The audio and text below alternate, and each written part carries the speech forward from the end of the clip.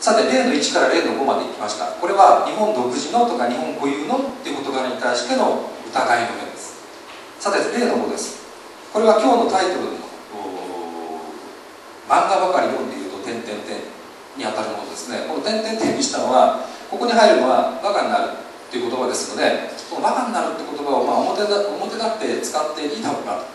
そのバカという言葉はやっぱりちょっと出し渋りましたが、今結局こうやって言ってますので、皆さんにはもうはっきり言いますけれども、漫画ばかり読んでいるとバカになるって言われたことある人いますか？いないかな、さっきは。学生に聞くとまだっていうのは変な言い方ですけど、やっぱりいらっしゃる。お父さんによく言われた。漫画ばっかり読んでるとバカになる。僕そうです。小さい頃漫画ばっかり読んでるとバカになるぞということをよく言われてですね、でも読んでたんでバカになってしまったんですが、これどうだって学生に聞くと2つに分かりますね。確かにそうだ。でその確かにそうだっていう時にバカになるっていう理由はですね、漫画ばっかり読んで勉強しないと勉強してないんだから成績悪いだと、そういう言い方ね。つまりバカいっていうことなんです。ただこの漫画ばかり読んでいるとっていうふうに僕が言われた時に非常に感じたのは、漫画ってものは大したことない、もっと言うとダメなものだ、くだらないものだ、下品なものだという言い方がそこには含まれている。だから漫画ばかりって、そればかりじゃなくて漫画っていうところを否定されてるんですね。でその逆でその漫画読んだって別にバカにならないよっていう学生の意見は、僕は漫画を読んで漢字を知ったとかですね、僕は漫画を読んで歴史を知った、これはあります。これかなり大きいですよ。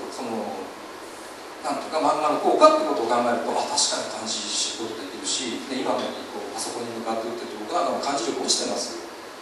だけどその漫画を読んで漢字に触れるっていうこと、そういう機会が多ければそれは少しずつ、ね、覚えていくでしょうし、歴史なんかも身につくというかね、イメージが出来上がっていくと、そういう効果があります。ただそういったその漢字が読めるとか歴史が、分かるとかそういうことではなくて、漫画ってそういうもんだろうか、あるいは例えばね、その源氏物語ってありますね。で源氏物語、これ古典で非常に難しいわけです。だから先生方は時々ね、あるいは大人の人たちは源氏物語、古典って読むのは難しいからね、せめて漫画で読んでほしい、漫画で知ってほしい、こういう言い方をすることがあります。でもそれってどうなんだろう。確かに効果あると思いますね。その源氏物語っていうのにどういう登場人物が出てきて、どういうストーリーが展開していくか、これは漫画を読むと分かりやすいかもしれない。だからそういう分かりやすいってことはあるかもしれないけれども、古典の源氏物語と漫画の源氏物語は表現されたものっていうふうに考えたら全く別物です。漫画としての表現機能と古典としての文字だけの表現機能って全く違うんです。それと同じように漫画というものを非常にくだらないという、あるいはつまらないものというふうに捉える見方は、その漫画というものの持っている表現能力、表現効果、表現力というものをやっぱり見失っているんだろうと思いますね。で、この例6ですね、この漫画ばかり読んでいるとバカになるっていうこの見方、つまり漫画がダメだっていう見方っていうのはどういうふうに生まれてきたのか、これをですね、その下の2番ですけれども、文化とはどういうものかというところでちょっと見たいと思うんですね。これは有馬哲夫さんというディズニーとは何かという本から引用した文章なんですけれども、こう書いてあります。これまで文化といえば学校の教科書で学ぶものであり、博物館や美術館で鑑賞するものだった。それは私たちの身の回りにあるものではなく、日常的に接触するものでもなく、ましてや理解するものではなかった。それは19世紀イギリスの詩人批評家マシュー・アーノルドが文化と無秩序、これはカルチャー&アナーキーですね、文化と無秩序の中で文化と呼んだものだった。つまり教養のある特権的な人々が理解し維持していく文学や哲学のなどの文芸や思想や古典音楽や絵画や彫刻などの芸術を指していた。つまりアーノルドから見ればディズニーなど文化ではなかったのだ。アーノルドにとって文化はエリートのものであって大衆のものではなかった。中略、文化は私たちが毎日問いかけられ、その都度あまり意識しないうちにも購買行動や視聴行動やレジャー行動の決定という形で答えを出している。今そこにある問題なのだ。このマシュー・アーノルド的な考え方っていうのはやはり私に対して、漫画ばかり読んでいるとバカになるというふうに言った私の父親のやはり概念としてあったんだろうと思うんですね。そして今でもこういうセンス、こういう感性っていうのは強く残っていると思います。ただそのアニメがね、これほど評価され、あるいは漫画っていうものが外国で漫画として通用するようになってで、かなり変わってはきましたけれども、やはりまだね、高級文化、低級文化、あるいはハイカルチャー、ローカルチャー、あるいはメインカルチャー、サブカルチャーというふうに上下の関係で文化というものを捉えていく、そういう考え方ってあるような気がします。ただ今ですこそね、詩とか小説、特に小説ですね、小説なんかはいわゆる文化、あるいは高級文化っていう、あるいは芸術っていうのがありますけど、ちょっと前までは小説なんてね、男のやるもんじゃないとか、あるいは大学で勉強するもんじゃないとかっていうふうに非常に文化の立場としてね、文化の位置づけとしては非常に低かったんですね。これは歌舞伎なんかもそうですね。要するに芸の存在でしかなかっ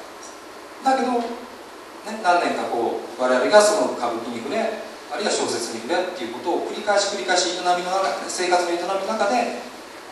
必要なものになってきたときに、もうそういう下のものだっていう見方ってだんだん薄れていったんでしょ。それが今漫画やアニメにも起こっているというふうに考えていいんだろうと思いますが、ともかく文化というのをもう一回考えてみよう。何かというと、太字で書いたように今そこにある問題、つまり今を生きている君たちの問題ということです。同じようなことを次の阿部清さん、難波浩二さん、メディア文化を読み解く技法という本の中から見てみましょう。文化、文化を特定の作品、名作や高尚な趣味、エリートによる高級文化に限定するのではなく、人々の生活様式の相対として捉える文化理解がここでは必要とされる。つまり私たちが日々暮らしている生活の在り方そのものをここでは文化と捉えるのだ。さあ、いろいろ皆さんお迷いになるかもしれません。本当にそうかというふうに思うかもしれませんが、私が今日皆さんとこうやってお会いして文化ということにね、触れてもらうときにぜひ捉えておいてほしいのは、これは太字にあるように今そこにある問題だし、生活様式の相対、つまり生活そのものの問題が、これは文化を学ぶということだということです。よろしいですか。で、最近ソフトパワーという言葉が使われるようになりました。人間を動かすにはどうしたらいいか、いやおうなく動かすにはどうしたらいいか。人間、お金に弱い、あるいは権力に弱い、あるいは武力に負けるということはあります。そういったお金の力や権力の力や、それから武力というのは、これはハードパワーといいます。それに対してそういう強制的な力ではなくて、触れていることによって徐々に自分の感性や思いが変わっていく、そういう影響を与えるものをソフトパワーなんです。で、文化っていうのはまさにソフトパワーなんです。だから価値があるんです。いやおうなく、有無を言わせずこうさせるっていう、そういう力ではなくて、それに接することによって自分の感性、自分の考えや自分の日々の生活の感触が変わっていく。つまり今ここの問題、生活全体の問題ということがそれで言えるわけですね。文化、ソフトパワー。さて、じゃあ実際に、身の回りにある生活の生活様式全般だといったときに、じゃあ、日本文化学会ではどういうことを文化として勉強していっているのか。これいっぱいあります。今日はたまたま私清水がお話ししてますので、私が担当している現代文化を例にしてお話ししますが、歴史を担当している先生もいらっしゃるし、大昔の古代の授業をやってる先生もいるし、言語、あるいは比較文化、そういったさまざまな分野が文化にあります。その一端として、あと10分程度ですけれども、